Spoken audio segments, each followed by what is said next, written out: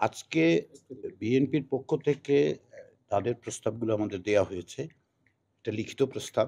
নিশ্চয়ই আপনারা অনুমান করতে পারছেন আমরা এখন পর্যন্ত সেটা পড়িনি। ফলে তাদের প্রস্তাবগুলির বিষয়ে তো মন্তব্য করা সম্ভব নয় আমার পক্ষে, যতক্ষণ আমরা পড়ছি। অন্যান্য যে সমস্ত সেগুলো অন্যান্য দলের পক্ষ থেকে আমরা প্রস্তাব পেয়েছি, সেগুলোও আমরা পড়ব।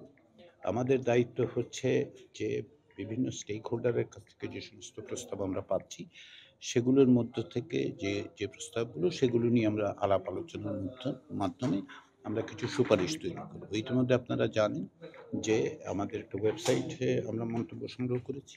তাতে প্রায় ৫০,০০০-এর বেশি মন্তব্য আমরা গতকাল পর্যন্ত পেয়েছি, মধ্যরাত্র পর্যন্ত, যেটা নির্ধারিত সময় ছিল। আমরা স্টেক হোল্ডারদের সাথে আলোচনাগুলো অব্যাহত রেখেছি।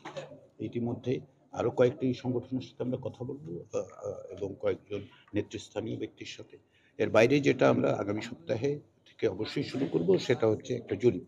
সারা বাংলাদেশে একটা জরিপ তৈরি করব, যাতে করে সমস্ত ধরনের মানে মানুষের মতগুলো আমরা পাই। ধরুন নগর এলাকার, গ্রাম এলাকার, বয়স্ক, তরুণ সকলে। তো এটাই হচ্ছে আমাদের কাজ। কাজের অগ্রগতি হচ্ছে। আমরা আশাবাদী। আমাদের কমিশনের সকলে অন্তত আন্তরিকতার সাথে কাজ করছেন এবং আমরা সকল রকম সহযোগিতা পাচ্ছি। আমরা অত্যন্ত আনন্দিত যে সকলে সহযোগিতা করছেন। সিভিল সোসাইটি থেকে পাচ্ছি, রাজনৈতিক দলগুলির পক্ষ থেকে পাচ্ছি। তো আমরা আশা করছি যে আমরা নির্ধারিত সময়ের মধ্যে আমাদের সুপারিশগুলো দিতে পারব। স্যার, নির্বাচনের সাথে এই সংবিধান সংস্কারের একটা খুব যোগসূত্র আছে। যেহেতু সামনে নির্বাচন হবে, এখন আসলে বিভিন্ন প্রস্তাব এসেছে, দ্বিপক্ষ বিশিষ্ট প্রস্তাব এসেছে, নানা প্রস্তাব এসেছে। নির্বাচনটা, জাতীয় নির্বাচনটা কোন প্রক্রিয়া হবে সেটার সাথে এটার সাথে জড়িত। তো আপনারা কবে নাগাদ এই শেষ করে আপনাদের এই পুরো প্রক্রিয়া শেষ করতে আসলে কি পরিমাণ সময় লাগতে পারে? আমাদের যে যে যে দায়িত্ব দেয়া হয়েছে, সংবিধান সংশোধন সংস্কার কমিশনের হাতে যে দায়িত্ব দেয়া হচ্ছে, সেটা হচ্ছে আমাদের কিছু সুপারিশ করার কথা। তো আমরা প্রস্তাবগুলোর মধ্য দিয়ে আমাদের একটা নির্দিষ্ট সময় দেয়া হয়েছে, ৯০ দিন। আ আমি যেটা বলি যে, যেহেতু ৬ই অক্টোবর এই কমিশনের যাত্রা শুরু হয়েছে, আমরা ৫ই জানুয়ারি পর্যন্ত সময় পাবো এরকম আশা করছি। যদিও বলা হচ্ছে ৩০শে ডিসেম্বর পর্যন্ত। তো আমরা সেই প্রস্তাবগুলো দেব। তারপরে নির্বাচনের প্রক্রিয়াগুলো, এক হচ্ছে যে নির্বাচন সংস্কার সংক্রান্ত একটা কমিশন আছে, তারা বলবে। আর এটার নির্বাচনের সিদ্ধান্তটা আসলে নেবে অন্তর্বর্তী সরকার। আমাদের ক্ষেত্রে শুধুমাত্র এই নির্বাচন তো নয়, সংবিধান তো কেবলমাত্র একটি নির্বাচনের বিষয় নয়। আগামীকালের নির্বাচন, আগামী বছরের নির্বাচন, গত বছরের নির্বাচন নয়। আমরা সংবিধানের মধ্যে যে সমস্ত নির্বাচন সংক্রান্তও যদি যে প্রস্তাবগুলো, যে মানে মতামতগুলো এসছে, সেগুলোর থেকেও আমরা সুপারিশ তৈরি করব।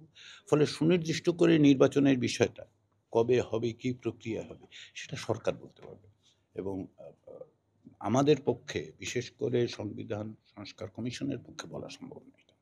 সংবিধান পুনর্লেখনেরও দাবি অনেকের পক্ষ থেকে আছে। সে ব্যাপারে এখন কোনো পর্যন্ত মন্তব্য মানে আছে? প্রস্তাবনা যদি আপনার মোটা দাগে দেখেন, তাহলে কি ধরনের প্রস্তাবগুলো আরকি বেশি এসেছে? সেক্ষেত্রে পুনর্নিয়ন বা সংশোধন, বিয়োজন সেই বিষয়গুলো যদি একটু বলেন। ৩রা নভেম্বর আমরা যে সাংবাদিক সম্মেলন করেছিলাম, সেখানে সংস্কারের পরিধি সম্পর্কে আমরা বলেছি। আমরা সবগুলোই লিখেছি। সংশোধন, সংযোজন, বিয়োজন, পুনর্লিখন সকল কিছুই আছে। আমরা তো এখন স্টেক হোল্ডারদের সাথে কথা বললাম, তাদের লিখিত বক্তব্য আছে। সব লিখিত বক্তব্য কি আমরা পড়ে শেষ করতে পেরেছি? আমরা এখনো পারিনি। সঙ্গত কারণে, বুঝতেই পারেন আপনারা। তো সমস্ত রকম যে মতামতগুলো এসছে, সেগুলো আমরা বিবেচনায় নেব। বিবেচনায় নিয়ে সেগুলির মাধ্যমে যেখানে মানে যে ধরনের আ সুপারিশ করা দরকার, আমরা সেই সুপারিশগুলো তো এটা তো উপস্থাপন লিখিত করব। কথা বললেন। নানাজন অংশীজনের সাথে আপনারা আলোচনা করেছেন। জি। সেই আলোচনায় আসলে সংস্কার নাকি পুনর্লিখনের বিষয়টা দেখুন, আছে? সংস্কার কথাটার যে ব্যাখ্যা আমরা দিয়েছি, সের মধ্যে পুনর্লিখন আছে, সংযোজন আছে, বিয়োজন আছে, সংশোধন আছে, সবকিছু আছে। আমরা সংস্কারটাকে বড় অর্থে দেখছি আরকি। তাই না? শুধুমাত্র একটি আ আ মানে কেবল সংযোজন হবে, কেবল বিয়োজন হবে, কেবল পুনর্লিখন হবে, আমরা তা বলছি না। আ আর আপনি যে প্রশ্নটা করেছেন যে আমরা কি শুনতে পাচ্ছি? বিভিন্ন মত শুনতে পাচ্ছি। পরস্পর বিরোধী মত